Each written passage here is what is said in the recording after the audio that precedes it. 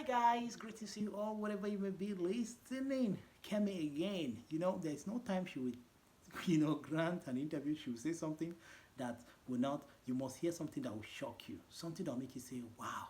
Huh. Now, wow. Eh? A woman with thousands of stories to tell. And she's just bringing them out one after the other. Well, guys, please like, share, subscribe, and please watch till the end and tell me your own last thoughts in the comment section what you think. Do you believe in God, or will you one day reject God? I don't know what your decision is. But first, watch this video. I'll be back to tell my own last thoughts. Bye. Wasn't just the SWAT in the class. I was the person who would say that person is copying notes from the other person. I was the tattletale in the class, like getting people into trouble. Because even then I hated cheating, because there I was, I wanted to be first in the class, and I've done all the work. And then there's some people who are copying notes and saying, why should they get away with it? And so I'd raise up my hand. I remember there was this extraordinary day. I was in, I must have been about 14 or 15. And I said, he's cheating. I stood up in the middle of the exam and I stood up and said, he's cheating. He's the one that's doing it. And that boy ended up getting expelled. And I didn't get praised for it. And I was a relatively popular kid at school. And people said, why did you do that? Why would you do that? And I said, because he was doing the wrong thing. And someone said, you don't belong here. That you don't know how to behave, you don't belong here. And I've heard that all my life. You don't follow the rules, you don't do what you're supposed to, you're always sticking your head above the parapet, you're too direct, you tell the truth when you don't need to tell the truth, when you should pipe down. And I didn't belong there. Hang on a second.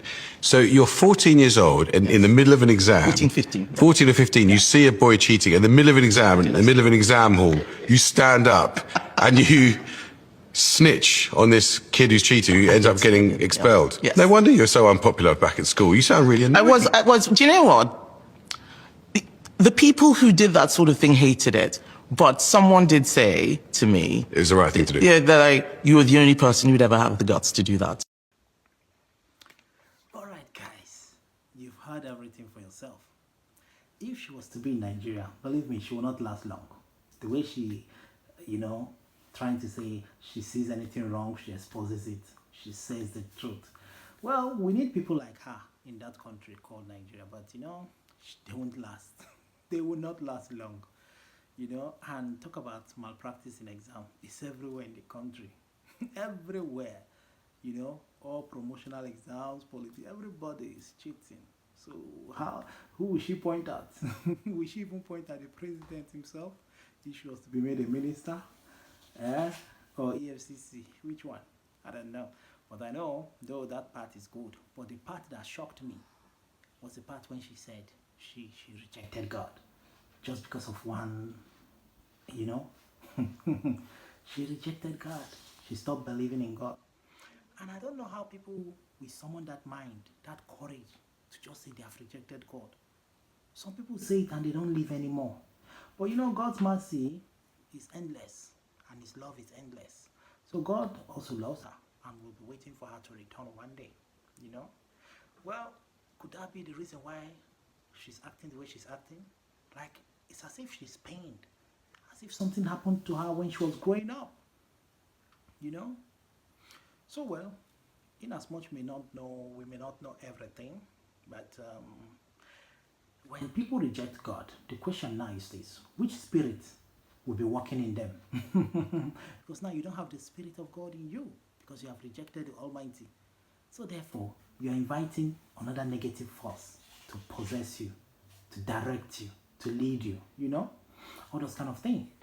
And let me tell you something, guys. You cannot question God, because we were not there to tell him how he should create us or order him around. Just like the way you created robots. Who told you they want to be that way? But you created them to be that way, to reason in that way, to behave the way they behave like robots, and you nicknamed them robots. So they can't decide. You decided how to be like.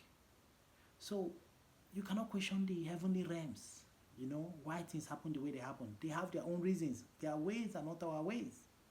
As God said, his ways are not our ways. He's mysterious in his doings. So, my dear, I don't know. I pray that one day she will return back to God and accept God, because life without God it's a wasted life, a very useless life. Just like after living here, you end up somewhere where you suffer forever, condemnation. So guys, tell me your thoughts in the comment section. Which part of it scared you the most? But please don't let what she said make you change your mind too and say you don't believe in God. That will be the worst mistake you'll be making in your life. I'm out of here. I'm Chi. Bye. Subscribe.